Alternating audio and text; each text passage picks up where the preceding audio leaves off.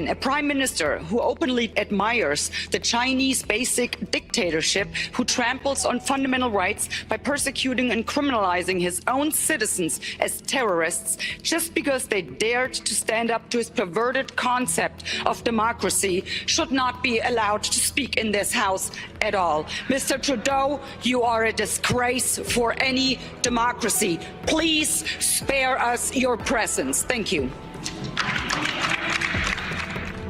Ouch. All right, everybody. I figured, that was too loud. I have to refresh everybody's memory. I'm live, get out. I have to refresh everybody's memory as to who Christine Anderson is. For those of you who don't remember, she's been on the channel once before.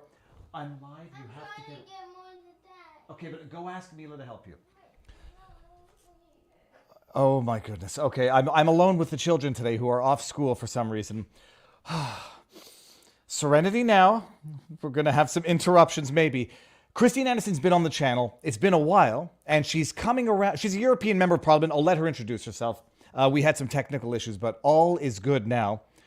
The speech was amazing. You have to go watch the entire thing. I couldn't find the entire thing, but we wouldn't play the entire thing now. Anyhow, I remember her from before. That's right. For those who've been paying attention, Christine Anderson has been around for a while, working her way up the political ladder of European politics. Amazing stuff. Okay, without further ado, because we're a little bit behind schedule, I will bring the Christine Anderson in right now. Christine, you ready? Thumbs up. 3, 2, 1. Christine, how goes the battle? Good, pretty good. Going well so far. Well, we got past the initial tech issues, so now at least we can see each other and we can talk. All right, well, where do we start? I will not presume that everybody saw our first. We did one interview, right? Not two. I thought it was 2, but I'm not sure. Well, we won't redo the entire first one, but 30,000-foot overview for those who may not know who you are. Who are you? Well, I'm Christine Anderson, an MEP, elected MEP by the German people to the EU Parliament. And I have made it my mission to actually be a representative of the people. So I serve in their best interest, and I will see to it that the will of the people is actually carried out, and that's what I stand for. Look, we did the childhood and everything the last time, but the AfD is the Alternative für Deutschland. And look, anything with, first of all, jokes aside, anything with German in it gets a bad rap in North America, but it often, if not always, by Western media gets described as a far-right political party with xenophobic views, and throw in the laundry list of accusations. What is the AfD? What's its origin story, and what's its status now in European politics? Well, it seems that nowadays everything and anything that actually criticizes government is labeled right-wing or right-wing extremist even. So it's utterly ridiculous. So looking at my party, and when you look at the program, we actually advocate for and stand for those issues and those program points that the former conservative parties in Germany had in their program. So there is the Christian Democrats and the former Liberal Party. So it's pretty much what they advocated for, 15, 20 years ago. That's in our program now. But since all of the parties in the political spectrum, at least in Germany, took a huge shift towards the left, and even, the green ideology, like I said, everything that is not what they want is considered right-wing extremist. So I'm used to that. I don't care. They can call me whatever they want. No one gets to define me. And like I said, my party is just a conservative liberal party. Could you flesh out, how did, I want to ask the totally ignorant question. You're an MEP, member of European Parliament, elected by the German, how does it work? What's the interplay between being a country within the European Union politician and how that plays in with the European Union as a whole? Well, see, that's just the thing. So I was elected by the German people. And that, of course, I'm paid by the German people, So that means I have to represent what the German people want. I was not elected by Italians or the French people or whoever else. So, but that is frowned upon if I were to stand up in EU Parliament, taking care of the issues that the German citizens have and that the German citizens want to have implemented. So it's like the construction in and of itself is faulty. So, but that's just what they want. They want to remove the democratic processes further and further away from the people. And their next step will be to have so-called transnational lists, meaning that, let's say, the Italian citizens will have to vote for a list where there's all kinds of candidates on there from Ireland, from France, from Spain, from Poland. And the thing is, the citizens do not understand the people that are supposed to represent them anymore, because we speak different languages in all of Europe. And you can argue, well, then just learn another language. But how can you expect an everyday citizen, taking care of his job, feeding a family, and how is he supposed to learn another language? And on top of that, on to such a degree that he would be able to intelligently speak to a representative in a completely different tongue. It's outrageous.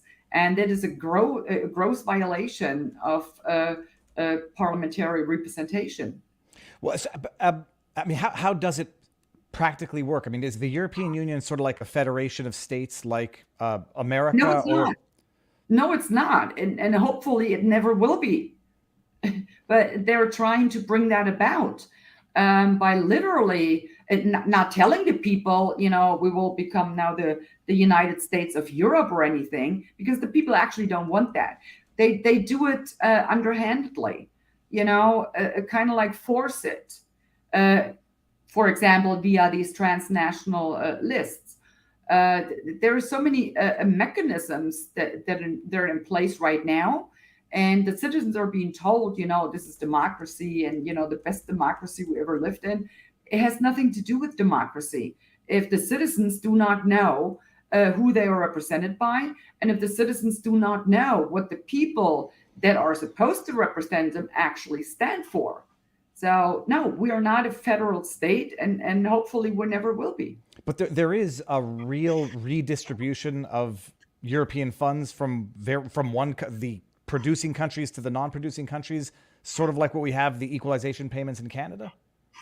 Yeah, it's exactly. So you have like countries that are they're paying into the European Union, and but they're not getting anything back, or a very small portion of what they paid.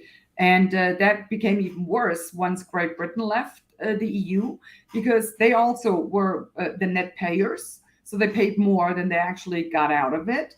And Germany, as holy as we are, we pretty much, volunteer to take up, a large portion of what they left us with. So, yeah, it's absolutely ridiculous.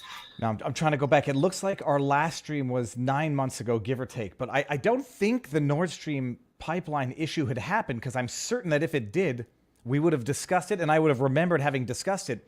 I've got a bunch of several European friends, French and German in particular, telling me what's going on in Europe in terms of, I don't know, the energy crisis that was predicted for the last winter, which I guess was not as bad as it was predicted. Although, from what I was being we had an extremely mild winter. So, I mean, get into that. I was told that it was much worse than we were hearing back here, though not as dire as they had predicted. Hotels were not boiling water after 10 o'clock. There was no hot water in some places. Restaurants were shutting down early. Subsequent to the Nord Stream pipeline mystery explosion, we'll get into that in a second, what was life like in Europe, and how badly was it actually impacted?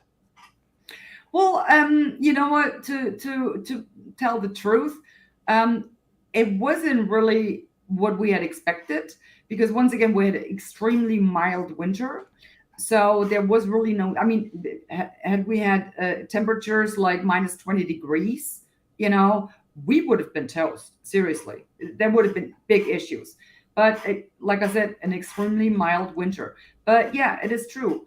There's restaurants that pretty much reduce their opening hours just for the energy costs. There is restaurants that usually close down their outdoor space because they could no longer afford to run the heating systems that they had installed. So yeah, I mean there was some stuff going on, but it wasn't quite as bad as the impact on everyday life wasn't quite as serious. So we'll just see what the winter brings this year around. Now, what we're doing, we're going to end this. Is damaged. Yeah, it's gone. Okay, we're going to continue this. I'm going to end on YouTube, everybody. So coming over to Rumble doesn't change anything on our end. But this is where the second part of this question is going to go in terms of public sentiment and what people think happened to the Nord Stream pipeline. We'll do it on Rumble. Ending there. The link to Rumble is on the pinned comment. So get your butts on over there for the rest of this discussion